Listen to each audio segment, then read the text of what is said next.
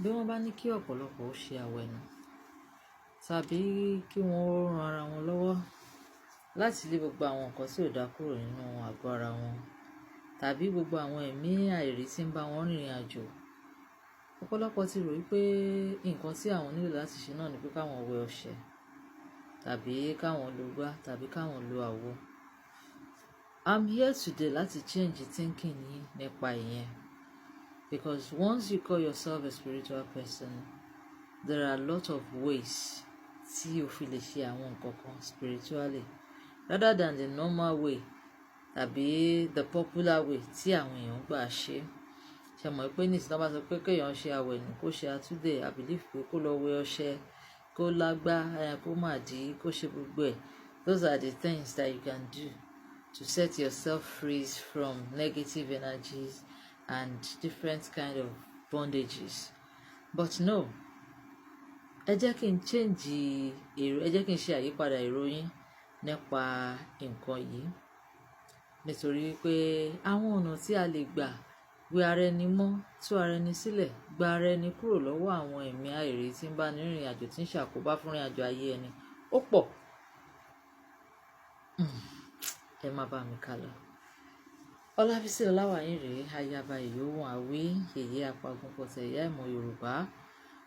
Ìdánilẹ́kọ̀ọ́ eléyìí ni mo mú wá lónìí. Orí ìkànnì tá a dẹ̀ wà náà ni Ìmọ̀ Yorùbá. Ìwọ tó bá ṣe pé ìgbà àkọ́kọ́ rẹ̀ tó ń rí wa, má gbàgbé láti follow, like, comment, kó dẹ̀ share. Because on this page you have a lot to gain.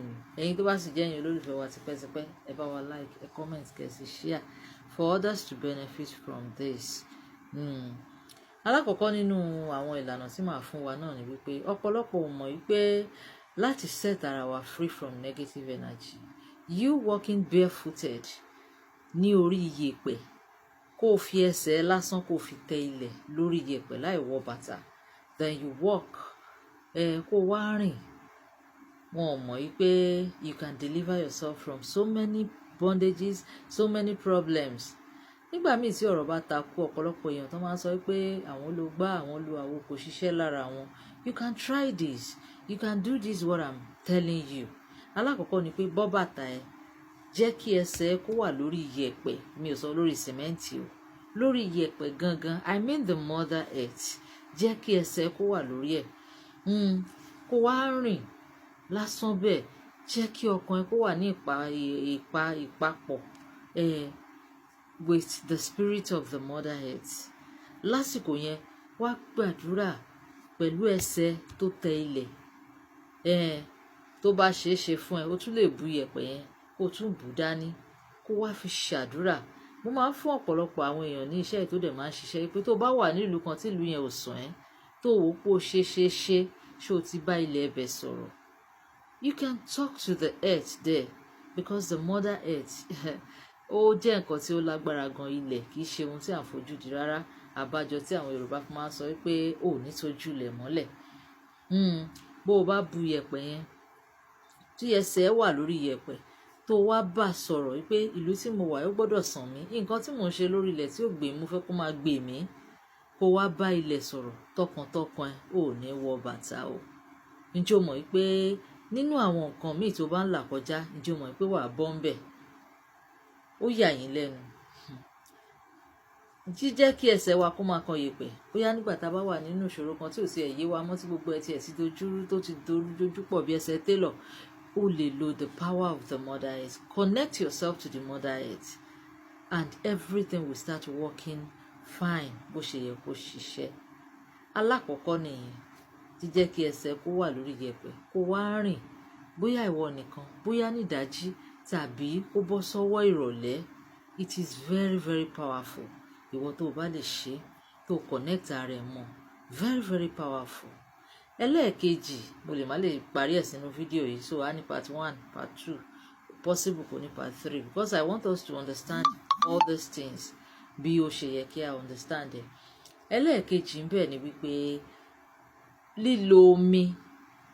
Ǹjẹ́ o mọ̀ wípé tó bá wà nínú bedroom ẹ̀, nínú ibi tó ti ń wẹ̀, tó buyọ̀ sínú omi, tó wá rí ara ẹ sínú omi yẹn, ní àsìkò tó rí ara ẹ sínú omi yẹn, tó wá bẹ̀rẹ̀ sí ní bá ẹlẹ́dàá ẹ sọ̀rọ̀, tó ń béèrè tó ń káńsùlé tó fẹ́ tó ń máàkì tó fẹ́ tó wá ń tẹnu mọ́ tó jẹ́ pé nínú omi yẹn ló wà iyọ̀ díẹ̀ ni wàá kàn bù sínú omi yẹn then you soak yourself into the water wàá wá soak ara ẹ sínú omi yẹn wàá bẹ̀rẹ̀ sí ní sọ jẹ́ kí ọkàn ẹ kó dọ́gba pẹ̀lú ẹlẹ́dàá ẹ̀ then you will start saying every of your heart desires ǹjẹ́ o mọ̀ pé àdúrà ẹ máa gbà ǹjẹ́ o mọ̀ bẹ́ẹ̀ ọ̀pọ̀lọpọ̀ ò mọ àwọn àṣírí yìí and that is why we are suffering because water is one of the elements powerful elements tó jẹ́ pé you can connect yourself to ṣé mo mi ò sọ̀rọ̀ nípa ọmọ omi ni mí ọmọ ilẹ̀ ni mí bóòjọ́ ọmọ omi bóòjọ́ ọmọ ilẹ̀ bóòjọ́ ọmọ gbogbo wa pátá là ń lo àwọn ẹ́límẹ́ǹtì yìí èyí tó túmọ̀ sí pé gbogbo wa la ní connection kan one way or the other with each element tó wà láyé tí a dẹ̀ lè lò gẹ́gẹ́ bí nǹkan agbára láti lè tú ara wa sílẹ̀ láti lè béèrè nǹkan tá a bá fẹ́ láti lè manifest gbogbo nǹkan tó jẹ́ ẹ̀dùn ọkàn fún wa. We can use the power of water. You know, on this platform I've taught us pé gbígbé omi sínú plain glass cup lásán then you talk to the water ṣé mo pé mo sọ mo ní omi létí you talk to the water wípé nǹkan báyìí nǹkan báyìí nǹkan báyìí nǹkan báyìí ni mo fẹ́ that thing will surely come to pass if you do it with the whole of your faith. Anything that has to do with spiritual, you need your faith. You must use your faith because tí o bá yọ ìgbàgbọ́ ẹ sẹ́yìn, it may not work for you. The reason why you need your faith is because that your faith will connect you totally to that element. Because all these elements are created by the Almighty God. Fully lo wa ni. It is because we don't understand how to use them. That is why we keep having problem every now and then. Every now and then. So that is why if you are able to connect yourself with water, water is very, very powerful. So soaking yourself in salt water, very, very powerful gan. To kó wá bẹ̀rẹ̀ sí ní béèrè, you can do it for 7 days. Kó kàn soak ara ẹ, gbé ara ẹ sínú omi yẹn, fi iyọ̀ díẹ̀ sí, ṣàdúrà sí, wá jókòó síbẹ̀, kó wá bẹ̀rẹ̀ sí ní sọ gbogbo nǹkan tó fẹ́ pátápátá. Kó bẹ̀rẹ̀ sí ní sọ gbogbo nǹkan tó fẹ́ pátápátá. I can assure you that thing will surely manifest. Everything you pray or request using the power of water, using your connection with water, will surely come to pass. Omi, ó ní agbára gan. Ó dẹ̀ ní etí.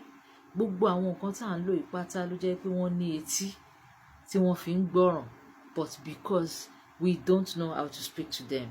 Instead of some people to be manifesting positivity into their own lives, what they speak is negative things. Àwọn ọ̀rọ̀ tí ò dá ayé àwọn ti bàjẹ́ báyìí, nǹkan burúkú ti ṣẹlẹ̀ sáwọn báyìí. No, we must learn to use every power in each element tí Olódùmarè dá fún wa. So learn to use it. Mo ti sọ̀rọ̀ nípa méjì báyìí. I talked about the Mother Earth. Ìyẹn ni ilẹ̀, ìyẹn ni yẹ̀pẹ̀. Ẹlẹ́ẹ̀kejì mo sọ̀rọ̀ nípa omi. Tí ó bá di the next video, I will talk about the next element. Tó ṣe wípé you can use for yourself, you can use for your goodness, you can use it to manifest everything you want. Don't forget to share this video. Don't forget to like. Don't forget to comment. If you have any question concerning all these things, make sure you ask your question in the comment section. I will be ready to answer your question always. Thanks and bye for now.